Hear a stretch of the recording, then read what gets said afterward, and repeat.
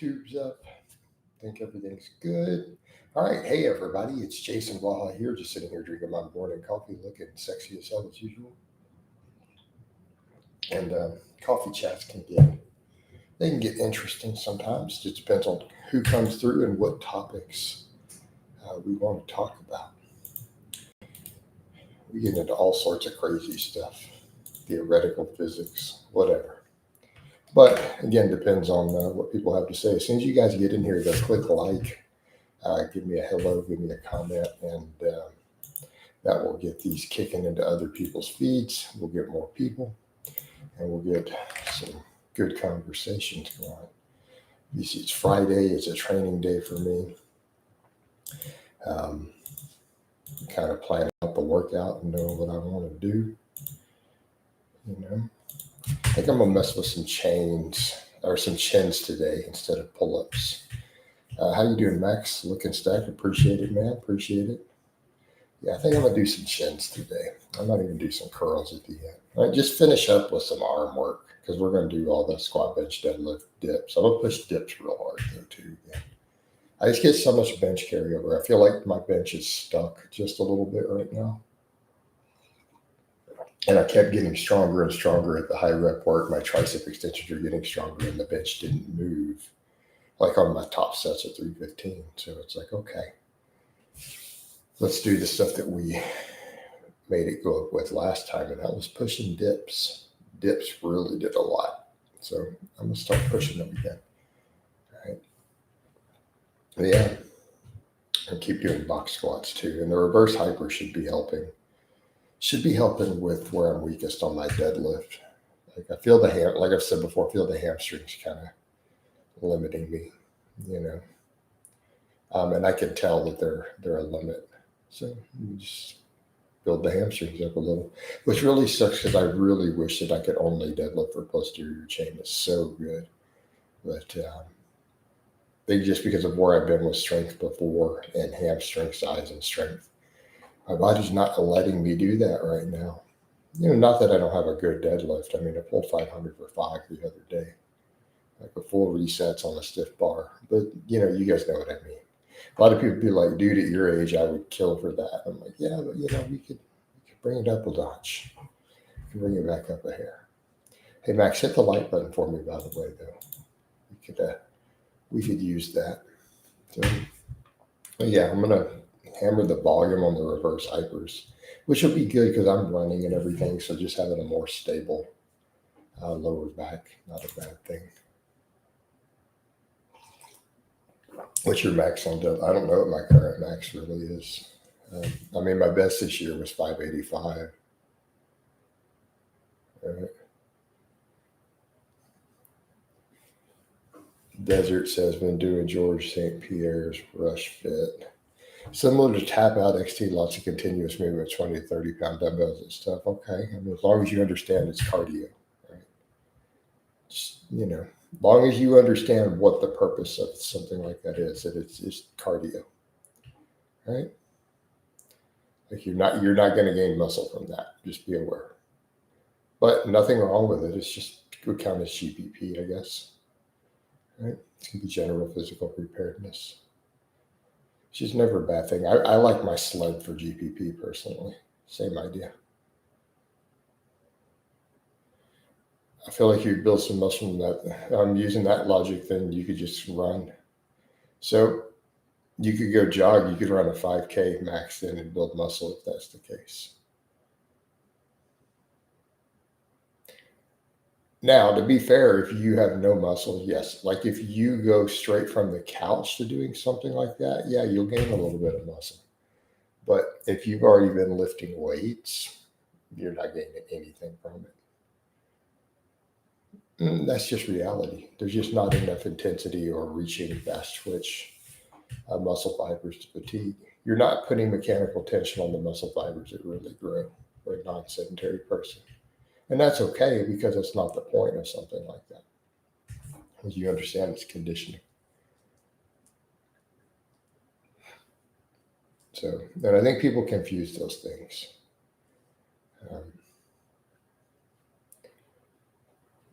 They'll be like, yeah, but I did so much of it that it got really fatiguing and I reached failure on some of the stuff 20 minutes in. I'm like, you could have just done one set. You just could have done one set and been done in 3 minutes and got the same thing. It's the 30 minutes you put in. But it is conditioning. And conditioning is valuable. So again, I always remind people, understand what training tools you're using and why. Right? It'll save you a lot of trouble. If you know the why we're using a training tool.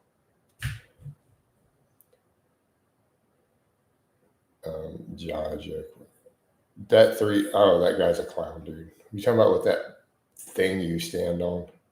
Dude, he's a scam artist. Like, you're not gonna get Jack doing that. You're not gonna get Jack doing that, man. Go get under a barbell. Oh, Desert, you be falling for a little bit of the what's the term? Some of this fitness TM scams. That's okay, man. We all start somewhere. A lot of people fall for stuff like that, and that's okay. There's a learning curve. So I'm actually not making fun of you at all, because this happens. Like, we've all been there. We all fell for different nonsense early on. We all did. I mean, I used to put 30 grams of glutamine in my protein shake. So believe me, I am not one to talk. Yeah. I used to put 30 grams of glutamine in my post-workout shake that I had to drink at the gym. So I am not the all-knowing guru who didn't do silly stuff 25 years ago. It's a learning curve, though. We learn these things. Dang, what was your thinking? What do you mean, what was my thinking behind that? Because that's what everyone told us we needed. Like, the thinking was, everyone was telling us at the time, these supplement companies, be aware, I didn't know the supplement industry was a scam when I was 24 years old. Right? I know it in my 40s. I knew it by my late 30s. Started figuring it out. Until I got to my 30s, I had no clue the supplement industry was a scam. Just an FYI. So I was in that whole generation who, man, we were doing up to 100 grams of protein post-workout with creatine, 30 grams of glutamine mixed in it, throwing in some other amino acids, and we had to drink it at the gym. It was essential. It had to be within 15 minutes of your last set. But so again, when I talk about these things, I'm trying to save people a lot of problems. Not saying I didn't fall for scams when I was in my 20s. But I can save you people from doing so. All right. Well, I don't know anything about Wellbutrin, unfortunately, Max. But the thinking was, here was the line that we were given. This is because we, as the people out there buying products and lifting, didn't know the actual research on glutamine. All right. You guys have it really easy today. You have access to all these studies at your fingertips instantly. You didn't have to go to the library to do it. So we were unaware that the intestine absorbs 98% of glutamine that you consume. So here was the logic. Turned out they were telling us that glutamine was the highest content free amino acid in muscle tissue, right? By far. And so the idea was, if we just consumed huge amounts of glutamine, it would help us grow more muscle.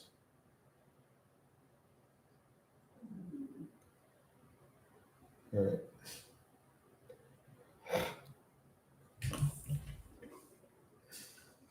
Hey, Desert, you're not going to sell me on the X3, dude.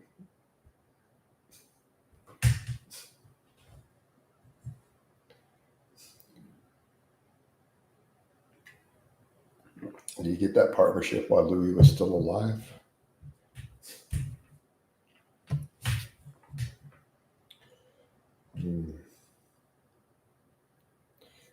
Once you set up a power rack at home, you can put a rack and a barbell at home, dude. Right? Even the home gym I have now, I started when I lived with my ex, and I put it in half of our bedroom. You know?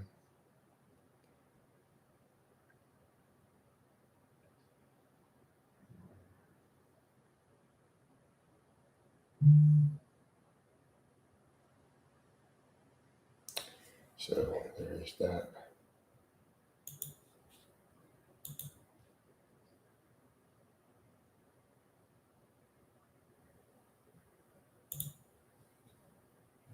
Turn my messenger alerts off. One of my clients is sending me stuff and it's making my phone buzz. I'm hearing it buzz. Give me a second.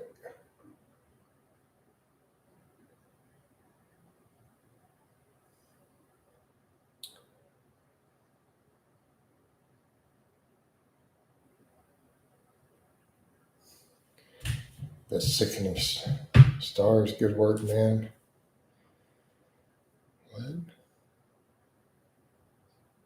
Oh, yeah. I mean, again, it's certainly better than nothing, Desert. Certainly better than nothing.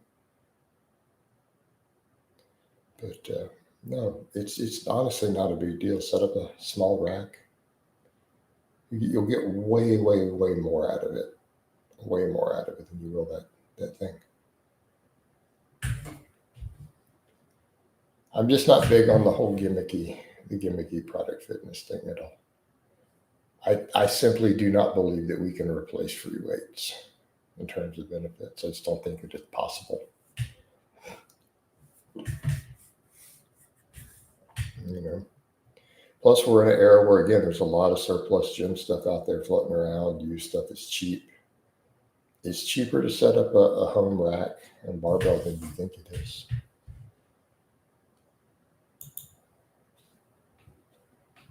All right.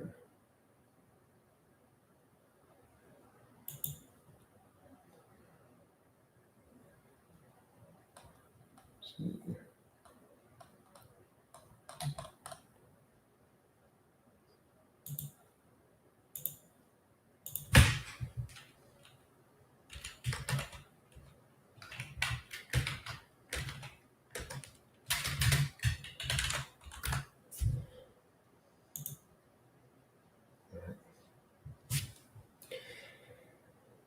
Hmm.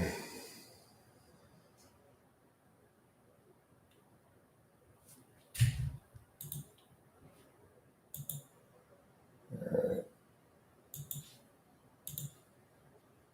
What else we have, guys? It's got real quiet. Nobody said anything else. It was picking up. Like I said, the coffee chats can pick up sometimes once we get well into them. But so far, we've only talked about um, these little home workouts. Sorry, still brewing my cup. It's all good now. I'm still waking up too. Feels like a late start for me. I put some stuff up online, but I haven't recorded any videos today yet. Nothing. I got to go work out at night. Still got to make an important phone call this morning too.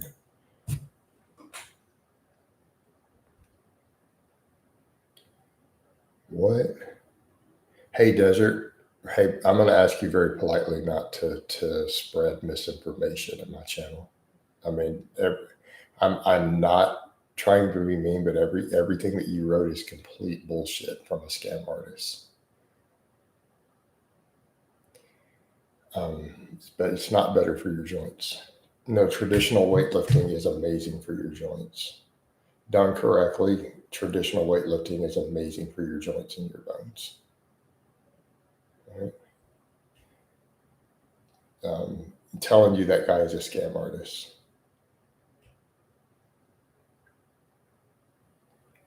Kayla said, "Do you believe in werewolves?" I was a joke. Oh my god, no, I don't believe in werewolves. But it was a funny joke yesterday. You guys got to not take stuff too serious. Um, I think that was that in the running vlog. I made a joke like that.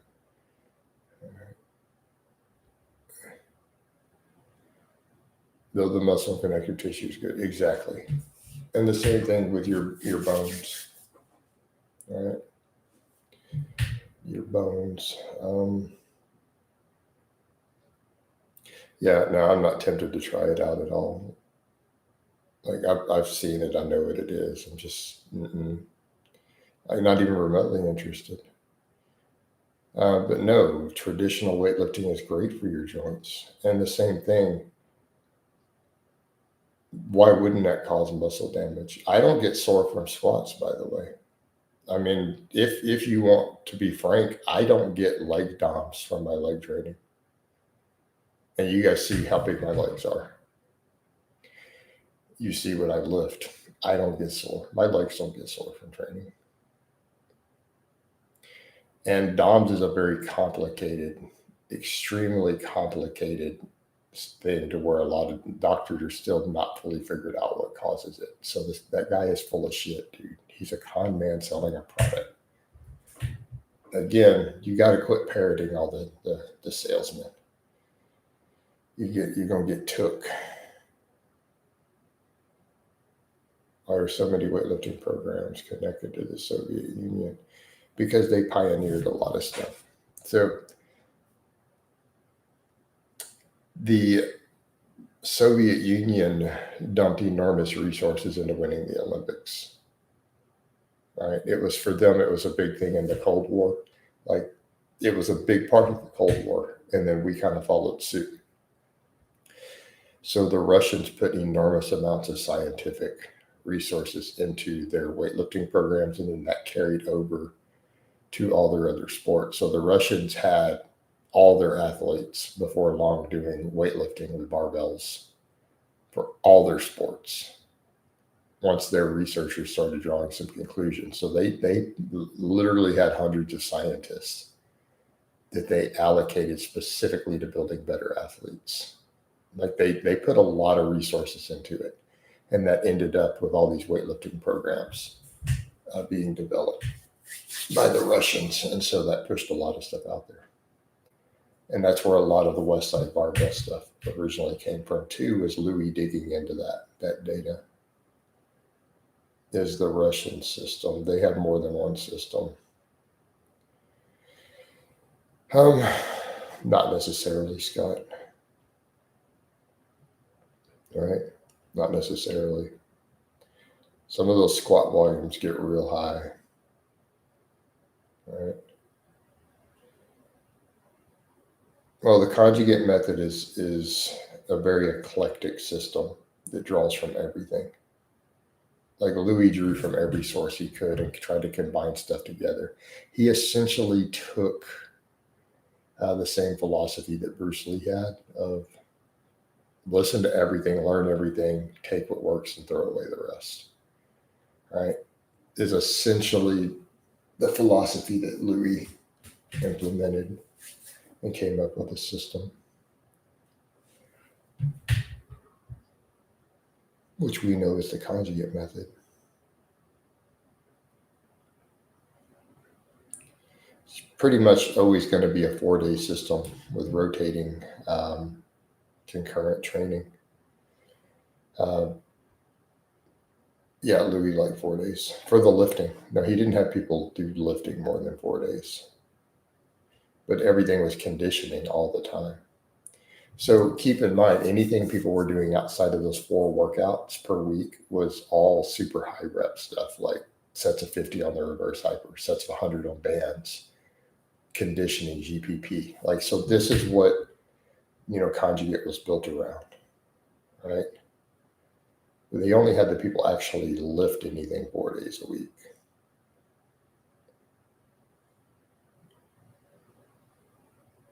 The guy who wrestled in conjugate, yeah, so their S&C coach was using the conjugate.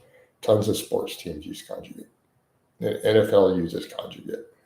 MMA uses, lots of people do. There's people in the UFC, there's people at the Super Bowl who use the conjugate method. Army Rangers use the conjugate method. So on and so forth.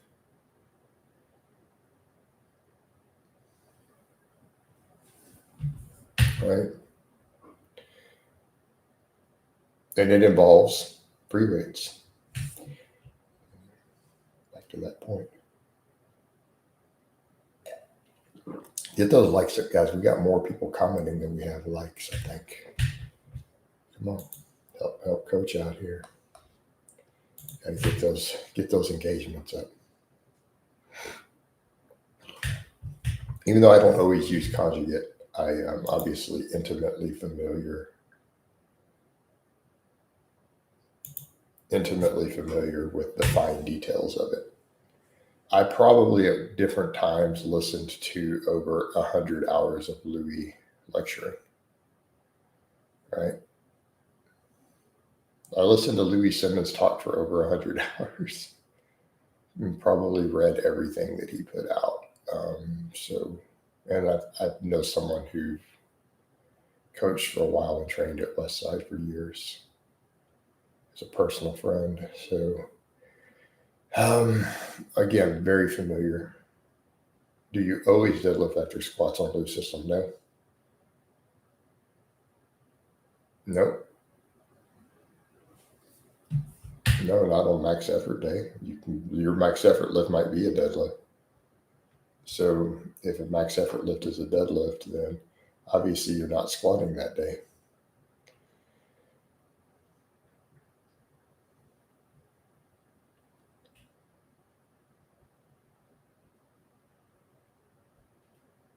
How would you design S&C program optimized for submitting Colorado 14ers? High level is fine.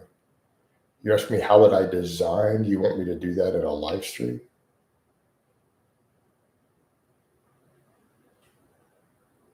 If they want me to write them a program, they're going to need to hire me to write them a program.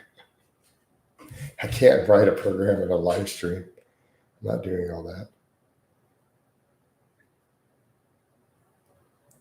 No, not $20. My calls are $100 an hour, and I write programs in those calls. I do it probably at least one a week. So, and that's for my non-clients. That's for people I'm not coaching. Obviously, if I'm coaching, it's $250 a month.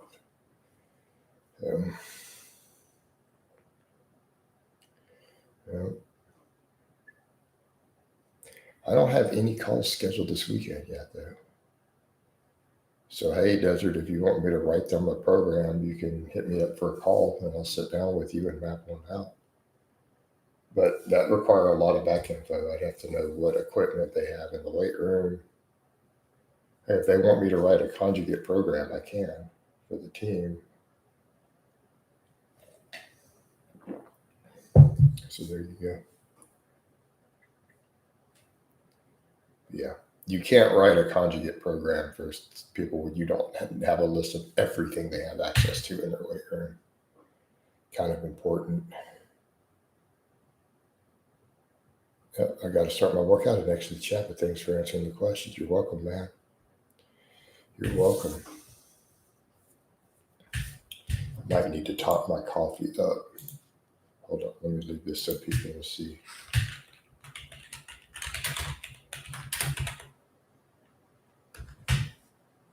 I'll be right back.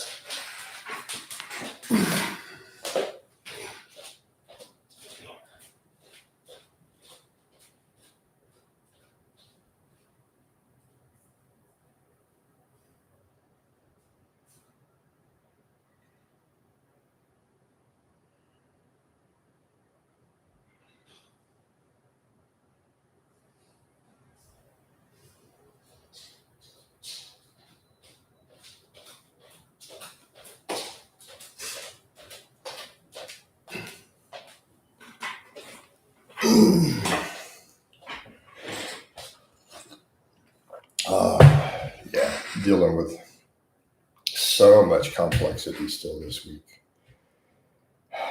My insurance company, at least they totaled my car out finally. Fun stuff. I'm still dealing with phone calls and paperwork.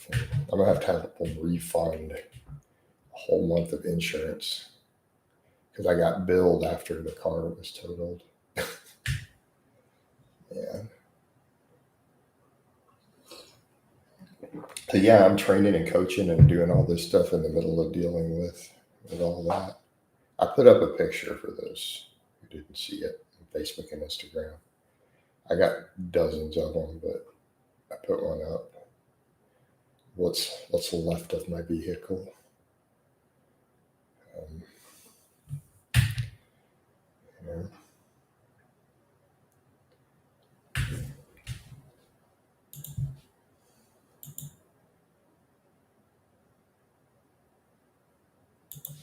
Unfortunately.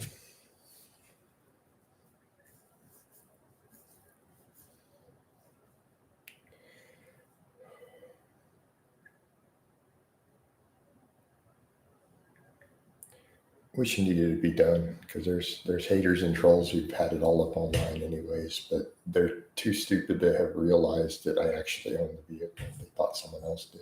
It's like, you guys have my plate number. You could have ran it and found out it was my car. Like y'all had pictures of it for 2 years.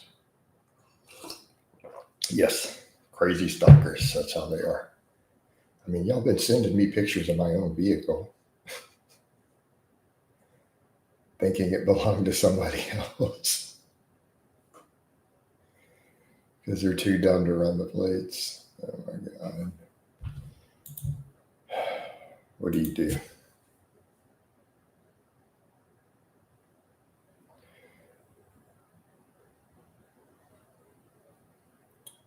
What else we got going here, guys? There's 12 people watching and nobody else commenting since I've come back with my coffee.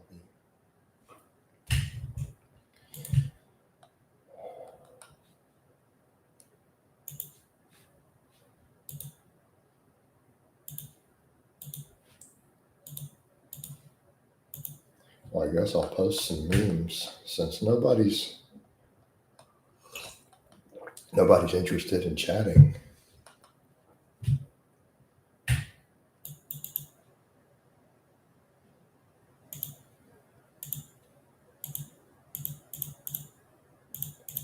I'll come back over in a second, see what we have.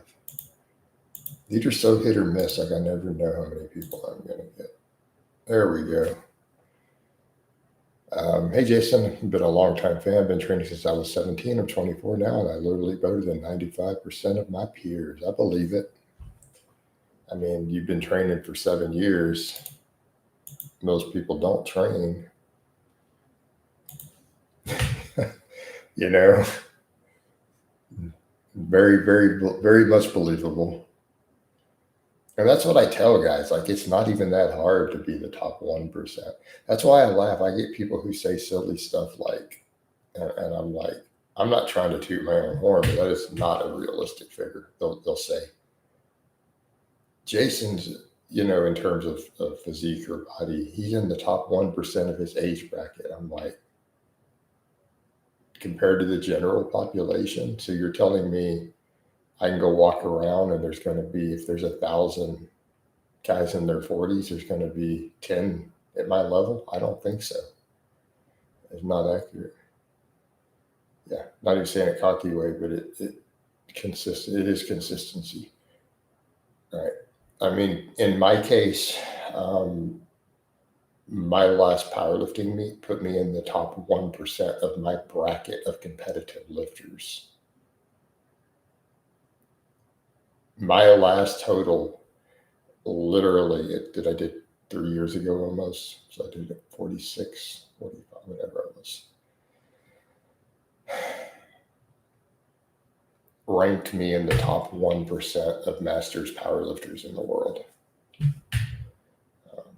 And granted, people are like, that can't be, but I'm like, it is statistically. It is. Like, you don't have to think that's impressive. You don't have to think I'm the greatest to run those numbers and look at that and realize that, yeah, mathematically that was the case. I am classified as having an elite total. That's my classification, and I get emails about it still. With meet invites. So But yeah, I mean, I don't see other people who look like me. I mean, take Mike O'Hearn and a couple of guys on the internet away. I've never met anyone else walking around at my level, even at gyms at my age. Like I've had to go to events to find people, you know, like go to a powerlifting meet or I'm at a gym owned by bodybuilders and who are masters. And it's like, then you can find guys. I'm not going to find them at a regular gym. It's not my experience. So it's just really a strange. People don't understand to be just in terms of the general population. It's really not hard. It really isn't. It's like you said, 7 years of working out, you're going to be in the top 1% of the population. You don't even have to have amazing programming. You don't have to use drugs. You don't have to do any of that. Just literally working out and eating clean for 7 years, just training moderately hard consistently. You'll be in the top 1% of the population in terms of how your body is and your physique. And then you'll come to the internet, right? You'll come to the internet and be like, do you even lift? So if that's how you live your lifestyle, everyone's going to accuse you of being on steroids walking around, right? Everyone's going to say, like, if you work out 3 days a week, right, and you do some cardio and you eat fairly clean, you do it for 7 years, all your coworkers and everyone you know is going to accuse you of being on steroids, and they're going to call you a fitness fanatic. They're going to call you Arnold and stuff. Then when you come to the internet, people are going to be like, do you even lift, you fat fuck?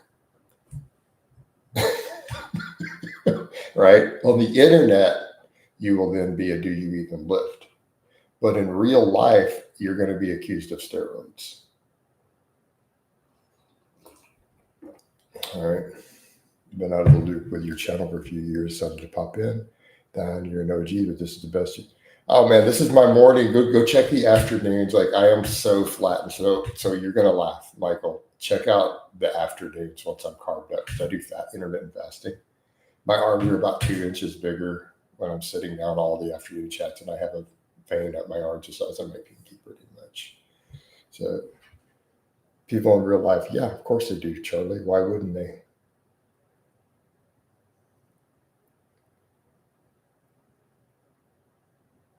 If I go hang around even other lifters, they'll ask me what my drug stack is.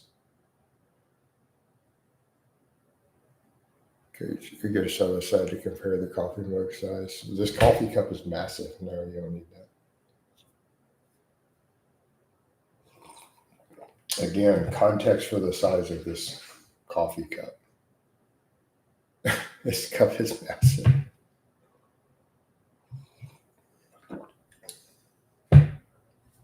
No, we don't do that. I've literally measured my bicep before in a live stream with one of the tapes that retracts. So we don't need to do all that. Start wanting requests though, that's super chat stuff. Yeah, of course they do, Charlie. Think about my stats for a moment. Set aside internet views of my insertions and whatever in loose skin, and just think about my numbers for a moment. And then ask yourself, and dudes, don't ask me what my steroid stack is in person.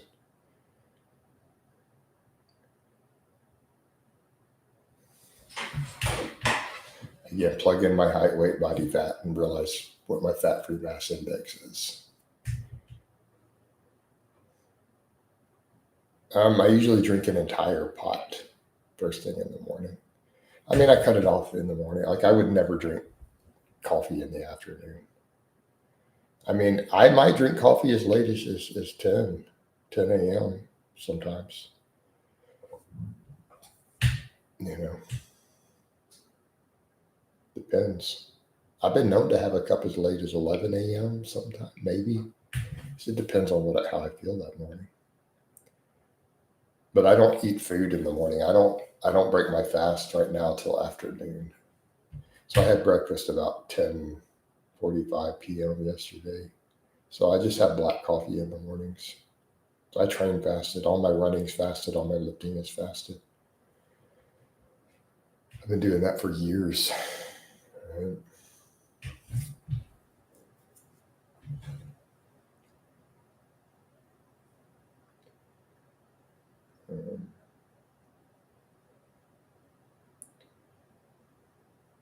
Yeah.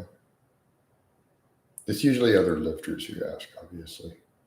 I mean, normal people don't. Normal people ask me for advice. They look at my grocery basket when I'm at the grocery store and I'll see what I'm eating. But you guys see that anyways. I post all my food on social media. So you guys see my grocery baskets. Do you ever drink coffee while lifting every day? Do I ever, or do you mean do I ever not? Yeah, dude, I have my coffee cup right there in the garage while I'm training. Every workout, man.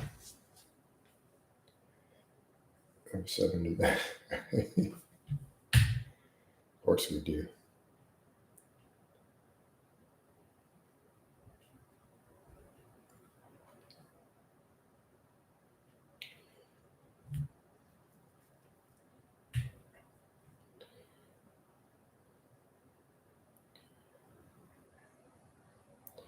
But yeah, real life versus internet's a very funny thing. So on the internet, haters accuse me in the other direction, and in person, people don't believe my stats either. All right. In person, everyone thinks I'm 2 or 3 inches taller than my real height and that I'm 20 to 30 pounds heavier.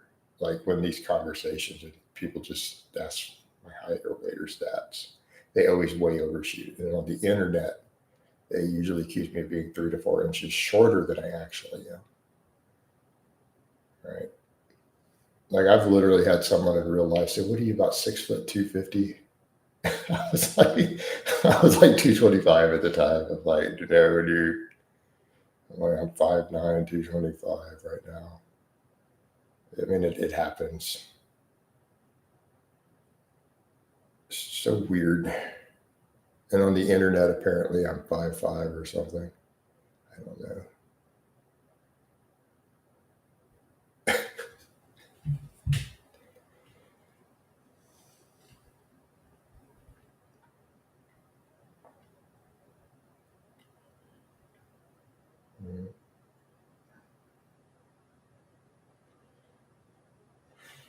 But no, guys, it's not that hard, honestly, to be in the top 1% of the population. If I flex longer than 60 seconds, does it count as cardio resistance training? No. It's not going to count as either one.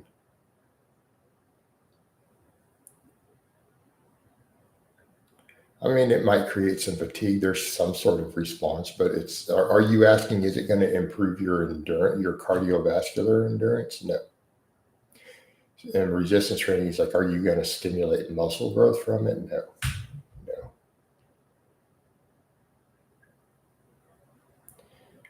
How are you going to stimulate, type 2 muscle fibers by flexing?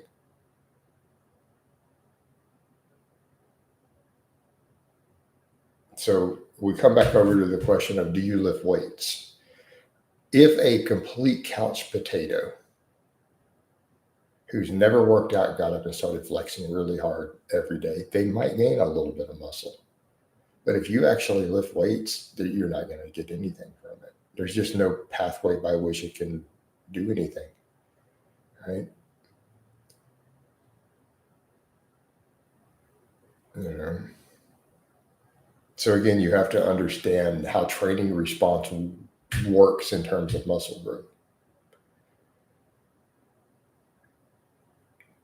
Just be aware. So what I mean is, let's say you've been training already for several years and you finished all your new gains. It's possible for you to come in and do 20 sets for a muscle group and stimulate zero muscle growth. Like, you do know that, right? It is actually possible. And I know that throws guys off. If you didn't have any quality sets that reached the upper threshold motor units and fatigued, the faster twitch muscle fibers, you're probably not gaining any muscle from any of those sets. It's just jump volume.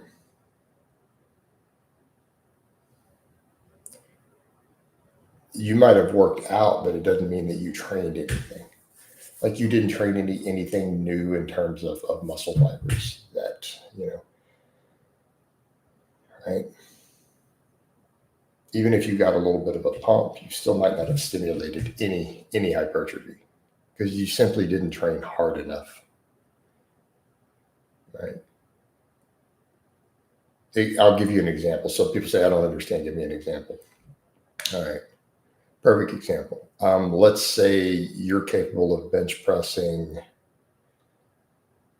100 pounds for 18 reps, right? Let's say you're capable of doing it for 20 reps and you come in and do 20 sets of 10 reps. 20 sets. Let's say you do them one every 2 minutes. Are you going to get bigger from that? Probably not. Probably not going to gain anything.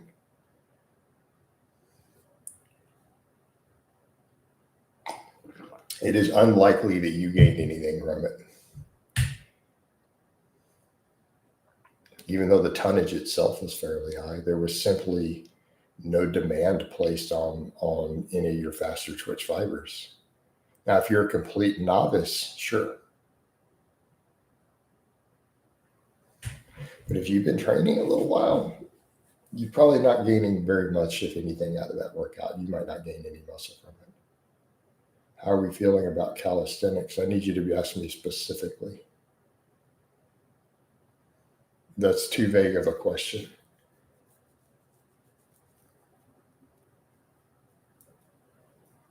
Keep in mind, I do a lot of really advanced programming for up to elite lifters. So I need you to, what are you asking me about calisthenics?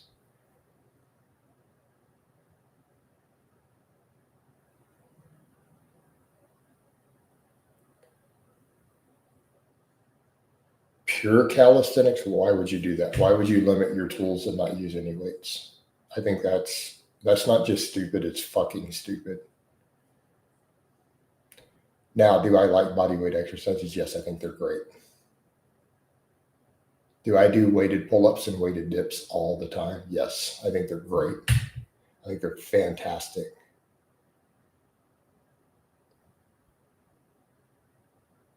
But why would you lift 5 days a week?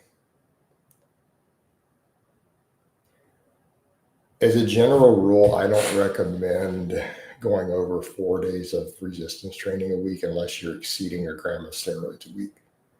So any of my enhanced lifters who don't use a gram or more, we would never even consider a 5th training day, just cardio, right?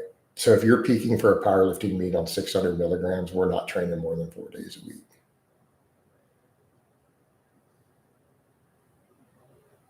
I have guys who do that. I train 3 days a week. In terms of lifting, I run on my off days. I'll do band work. I'll do other stuff. But in terms of resistance training, I don't know why you're doing 5 days unless you're on a lot of drugs. But the other problem is some calisthenics movements, the volumes of them are going to be a problem on a lot of drugs. Okay, take my kids to the park. Okay, so he's doing a circuit.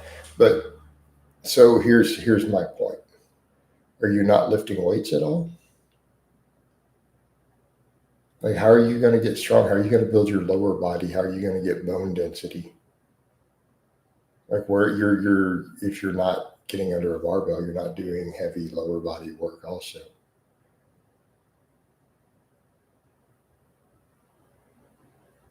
Okay, so you're not doing pure calisthenics. So when you wrote pure calisthenics, do you see what I'm saying?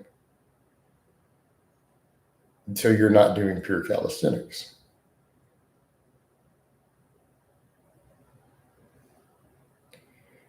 Now, that being said, do I think doing some calisthenics circuits like that could be good GPP, could put some muscle on you? Yeah, absolutely. I think that's fine.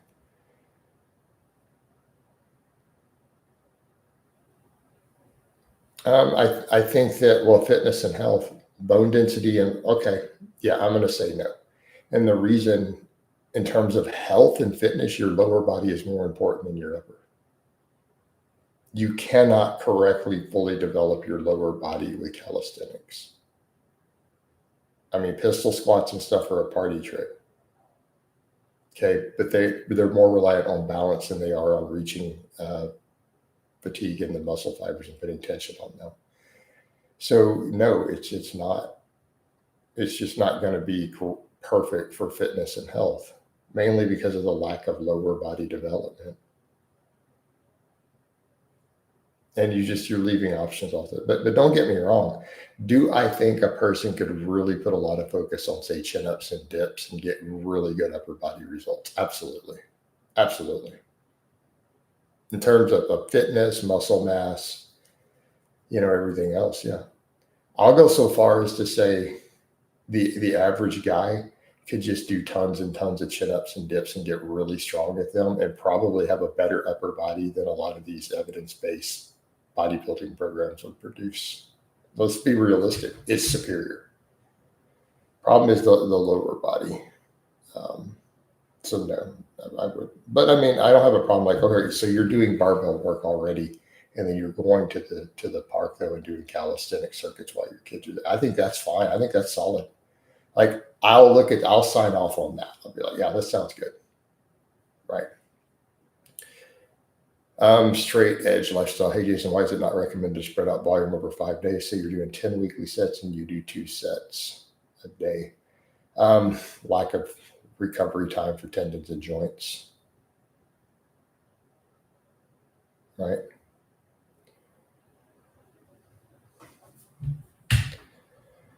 It's going to beat you up more. So training like that, you're going to notice it in your joints more over time. That's right. Peppermint said, Coach is a goat. How many Nordic curls can you do? 0. Because I think it's a risky exercise with no benefit. I think it is a chance of a knee injury for no benefit over other hamstring exercises. Ryan says, Conch, I took your barefoot running advice and now my toes are all bleeding. You'll toughen up, dude. I run barefoot 3 or 4 days a week on camera. Then I go do a sled on the other days barefoot. I push a sled down the street on the concrete. You got to toughen them footsies up. And you got little delicate girly footsies, but they'll toughen up. Right? Yeah, I mean, what do they bring to the table to be worth the knee risk?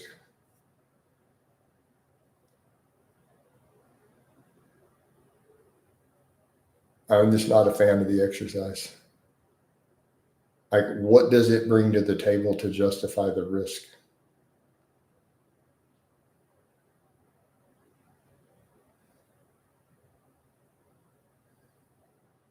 Do you ever go swimming for cardio? No. I got a pool pass. I just never use it for the neighborhood.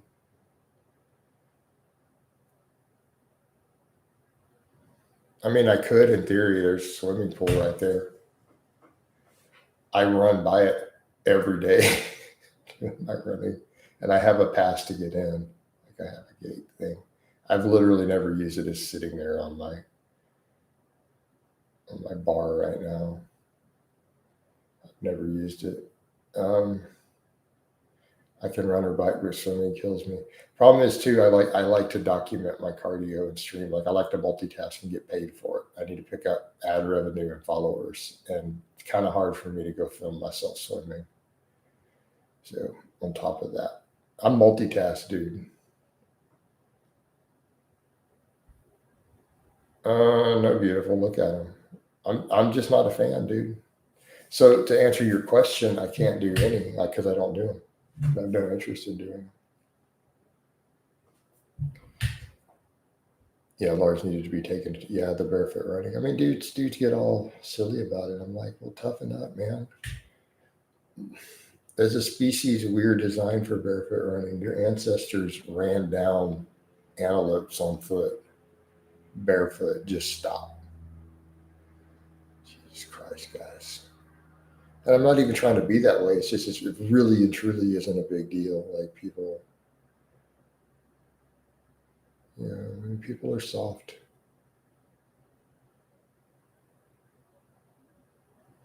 But I don't see it as that way. Like to me, that's the funny thing, Like I said, I want him to get issues. That conversation was hilarious. I need to get him to make a post about it with David's coach.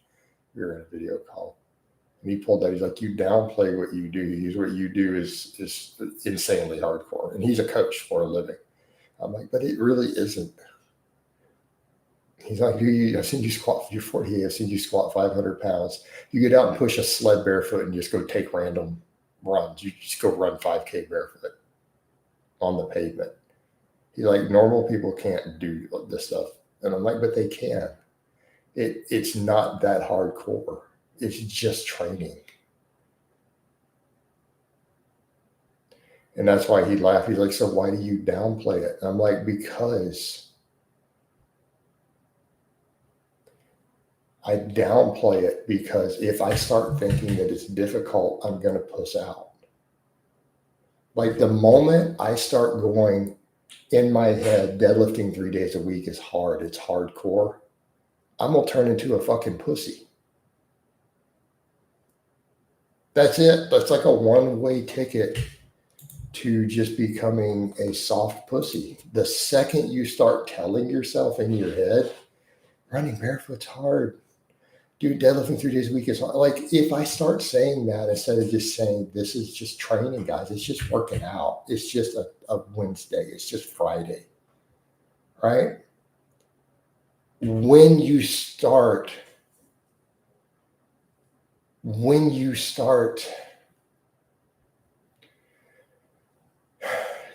thinking that way, you're going to get soft. Like you just have to see it as normal. And that's a big part of it. Like this is critical. So no, it is not difficult. No, it's not hard to put 5 plates on a bar and deadlift it for reps 3 times a week. No, it's not hard to go push a sled afterwards barefoot. It's just working out, guys. That's it. That's all it is.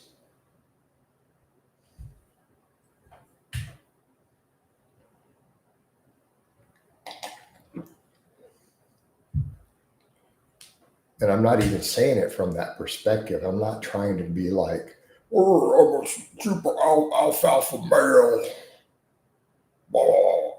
No, it's not even like, it's just like, dude, it's just training.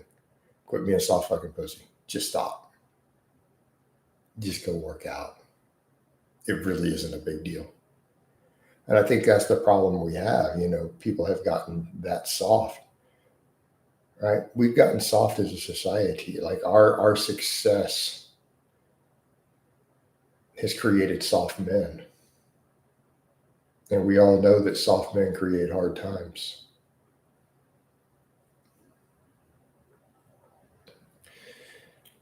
Right? This is understood. And again, guys are so soft that they misunderstand what that even means. Like in their mind, then when they try to rebel, you'll see, I've seen guys do that. And like, so I just need to go I need to be mean and tough. And, they come up with this stupid shit. And it's like, no, dude, just be a man. Like literally only a dude who is already a pussy and is soft is going to think that way. Like it's a big old red flag, right? That's a big red flag. No, man, just toughen up. Take care of your business. Get your training done. It's no big deal. Take care of your stuff, right?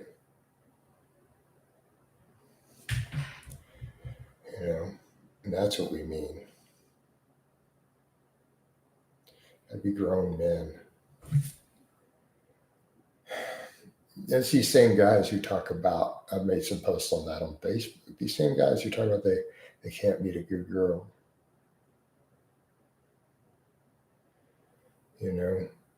And it's like, because you're not a good man. You're not attracting women because you're not a man. Dudes stand around jerking off to anime all day, playing video games all day, and not taking care of their business.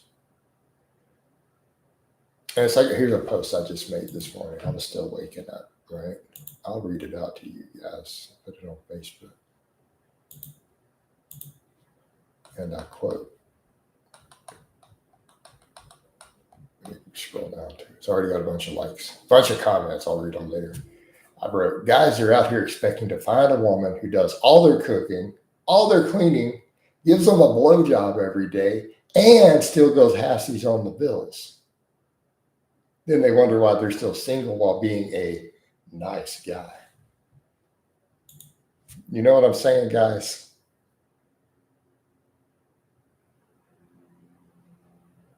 Right? There are guys who are literally out here like that. It's like they act like they want some sort of traditional life, but then they want her to work full time and pay half the bills on top of it. It's like, dude, you're a bunch of little boys. You know, it's like, are you serious, guys? They're like that though. They're like, they want all that, right? They're like, I want her to cook and clean. I want a blowjob every day. But then they want her to pay half the bills on top of it. And then they wonder why they can't meet a good woman. It's like, it's probably because you're a half-grown little boy with unrealistic expectations. You need to grow up and be a man. You know? Rodney says, Coach, is the lasting saying between us and each is the last man. Is overhydrating actually real? I mean, hypernatremia is real. Or someone like Charlie Kirk. Yeah, rest in peace, Charlie. I mean, he's pretty much been martyred at this point. Luxus says, morning, Coach. What's morning? Good morning, Luxus.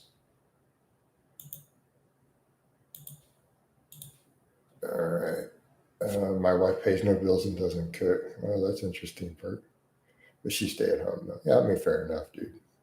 I'm not saying that lifestyle's for everybody either. Like, that isn't for everybody in this economy, you know. But, yeah, I'm just saying, dudes got unrealistic expectations. And then you got to ask the question of, then they think that that's really what they think they're going to get and want. But then they think that they're a grown man. I'm like, it sounds like you want a mommy. Right? It sounds to me like they want a mommy, not a wife. I'm just saying. So then they're not a grown man.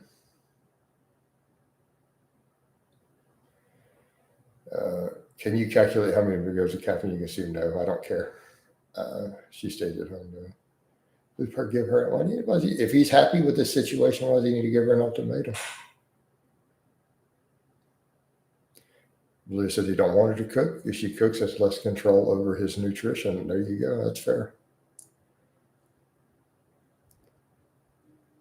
Less he wants to live on interfering with your diet. She cooks for the kids though. So there you go. So no problem then. So he clearly makes enough to pay the bills. She doesn't work. She at least cleans, takes care of the kids. You know, everybody's happy. I don't see a problem here.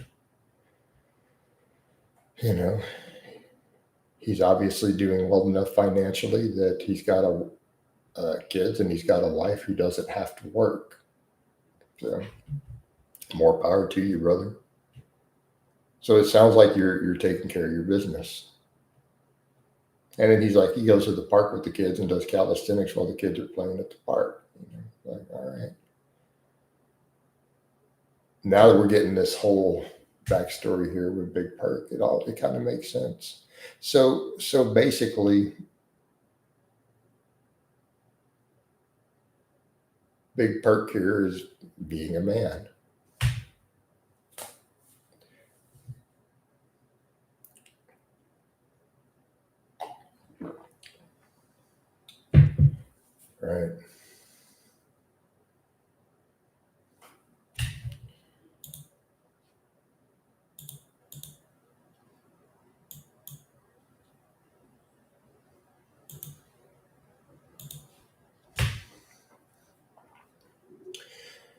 Right.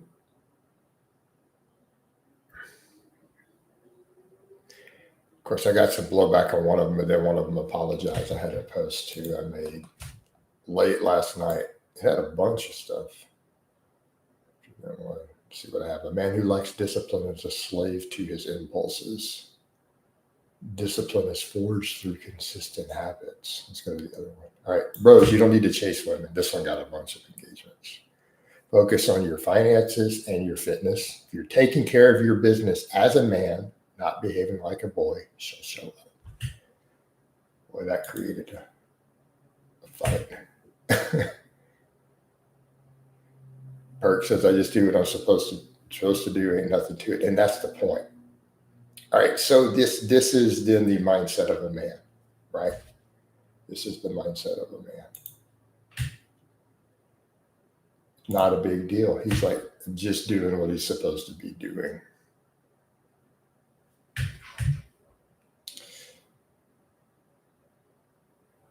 All right. This is what he's supposed to be doing. And that's how this is how men view things. Like if you're an adult, mature man, this is how you view things. He's doing what he's supposed to be doing as a man. Like we don't expect a pat on the back for it. You know?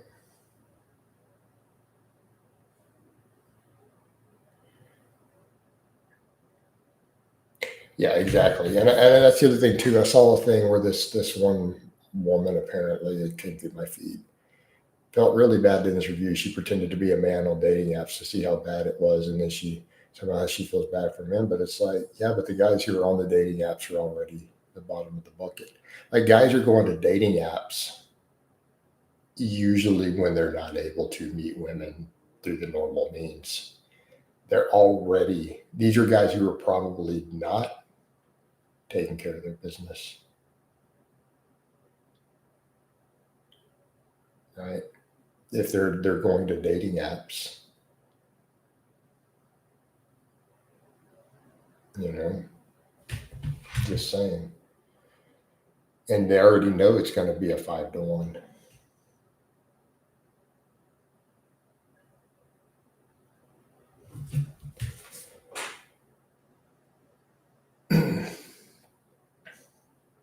And I think dudes forget this in these conversations too. They're technically slightly more women than men.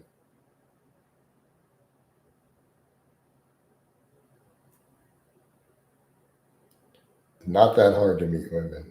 So the question is, these are well quality women. Say, but are you a quality man? Like, what vibe are you putting out?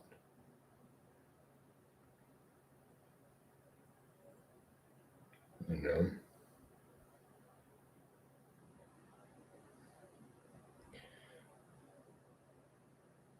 It's hard if all you do is sword fighting and anime. Exactly. Exactly. Hey, coach must have missed most of the stream. Well, we're an hour deep, dude. Rodney says, Coach, if a girl goes out of the way to get near me in the gym, does that mean they want to get freaky? No. Drop my like for that. Appreciate it, Tyrone. Appreciate it.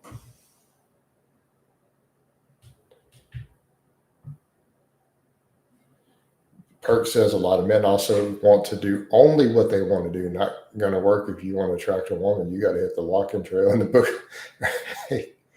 Yeah, you gotta do different stuff. Like you got to make yourself interesting to women and have a little bit of a well-rounded life there. You know, but that's exactly it. They want to have hobbies that women find unattractive,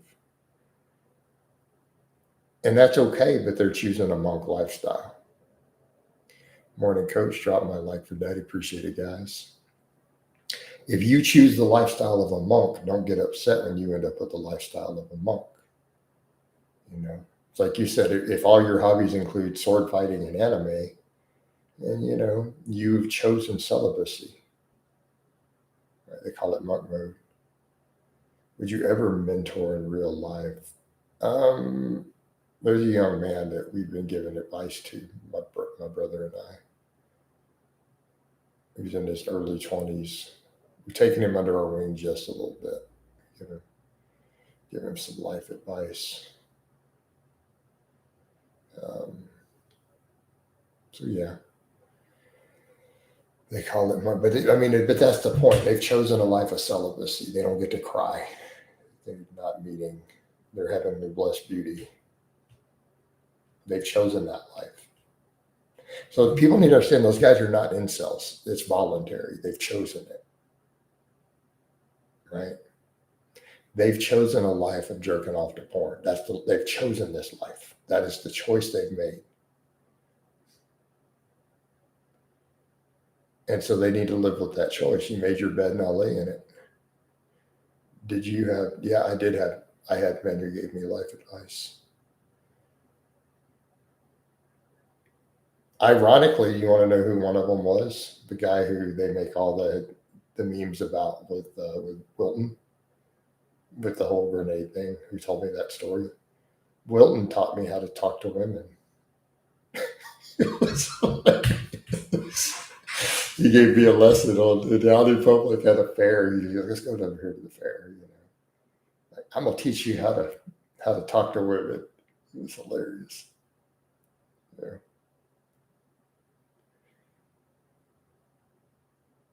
I was like 18. It was comical. Dude, he was a character. He goes, watch this. He had his cowboy hat and everything on. So he walks over, sees this woman. She's there, like with like two teenage daughters walking along at the fair. She was, maybe late 30s, 40.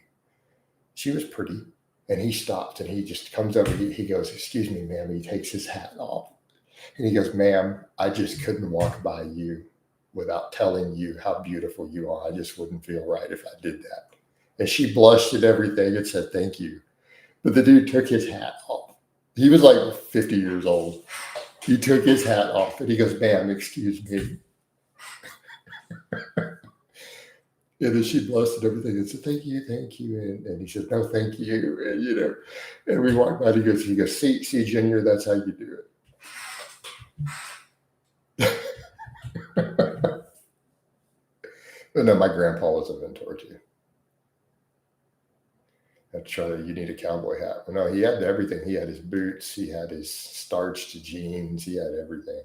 The belt buckle. It's important. But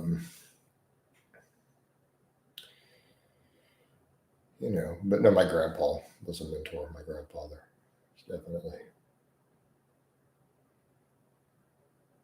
But that's what Whitman said. He goes, that's how you talk to a lady.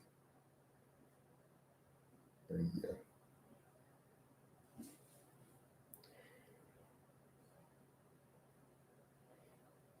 My father wasn't really the mentor I was looking for in life. Mine wasn't either, and that's okay. So in other words, Wilton's method would have a higher success rate than, "Hey, Shawty, let me holler at you right quick. Let me clap on them cheeks. You hear me? You there?" Just saying.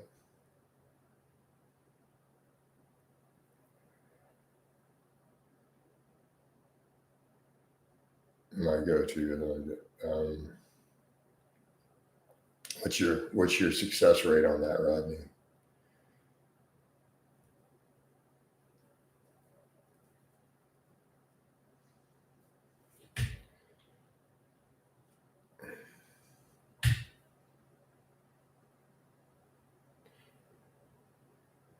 Chasing after women never did me good in the long run. No. Generally not. You don't need to do a lot of chasing. I mean, you need to chase once they've expressed a little interest, but you got to do a little bit, but not like these dudes are doing. You on to dating apps, trying to be a pickup artist. That's not what you need to be doing.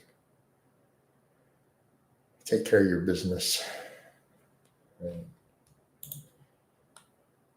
Take care of your business and be a man. Then you will attract women. Get in shape and get your career started. Women will, and then you pick the right one, and then you chase. Once you've kind of picked, then you chase.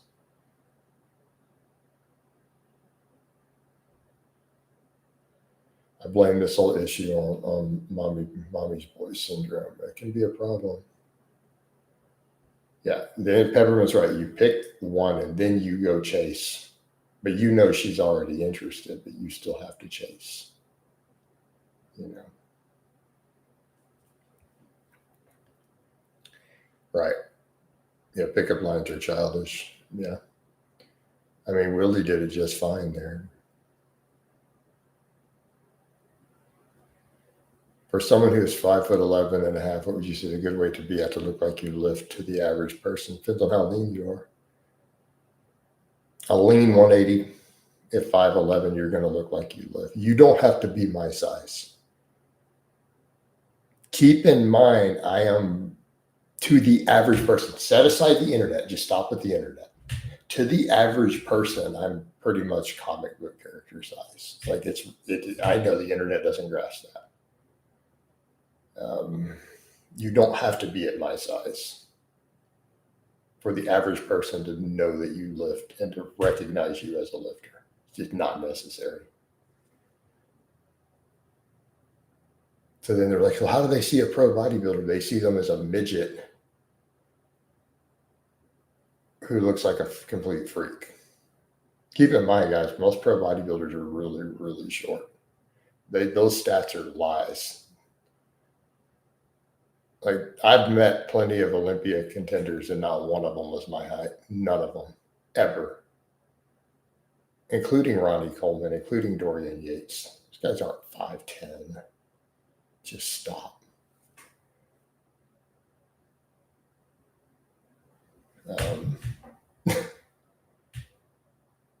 But that's what's funny, because my stats are real. I put Dorian about 5'7". In person. I'm not talking internet. I'm not talking picture. I'm talking the real Dorian Yates, the human being walking around physically, who I have met.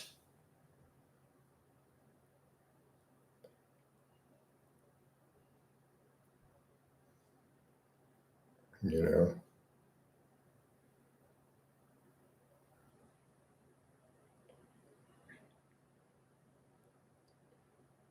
Yeah.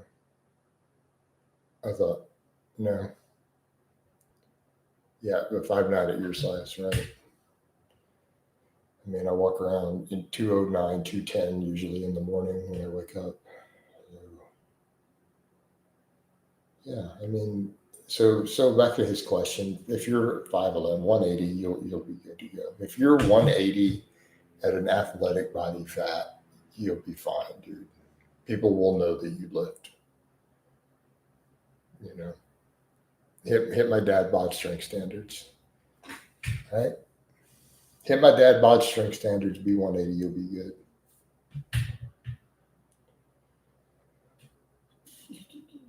All right, guys, the sun is up.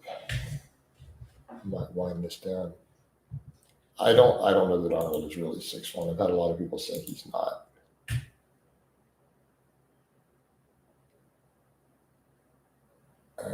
And you say athletic body fat, I mean anything under 15% or less.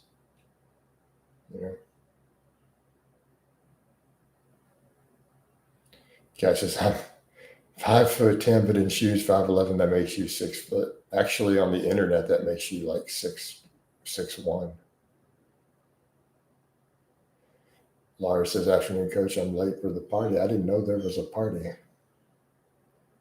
Appreciate you, coach. Awesome, man.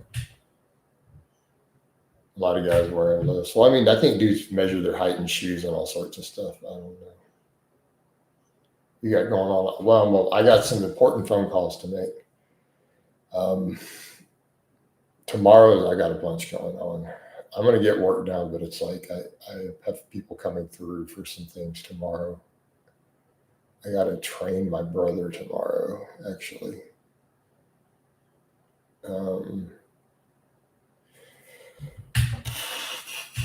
So on, you know. Today, I'm just going to work out, phone calls, make content, guys. Probably cook some chicken. I got 6 pounds of chicken needs to go in the oven. Weekend will be a lot of client sheets. I'm signing paperwork now. My car has been totaled out. So the insurance has accepted the total loss. No, it's not fully sorted. That's going to take a little bit. I got to make a call about that today. And getting the car loan paid off by my insurance company and having to sign paperwork for all that.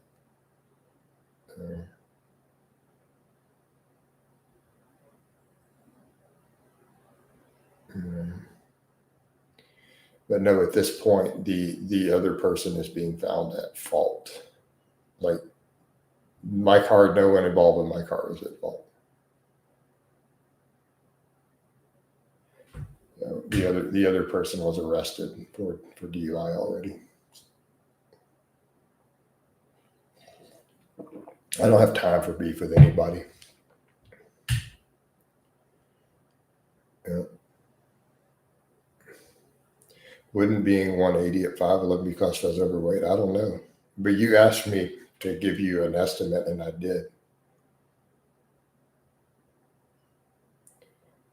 Yeah, cars ain't that cheap.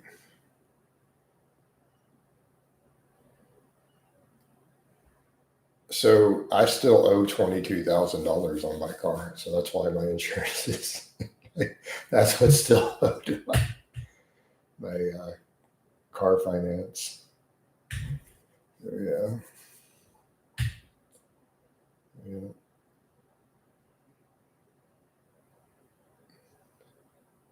Coach never be for Lars. Just took him. Right. Yeah. No, I mean, I put up the car picture, so people have seen it. So it's not like I haven't put anything up. Yeah. Yeah. It's pretty bad. Coach took us all to task on that live. I didn't check the car price in there. I mean, they vary. There's cheap cars and there's expensive cars. You can get new cars as cheap as $18,000, and there are cars that cost $500,000. Well, Benjamin, then get leaner and get stronger. Yeah.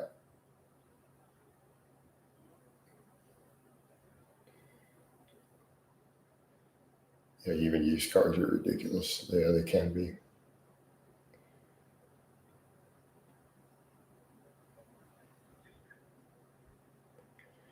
All right. All right, guys, I think we're going to probably wind this down. I'll get an afternoon chat for y'all, though. Let me shut down the Facebook.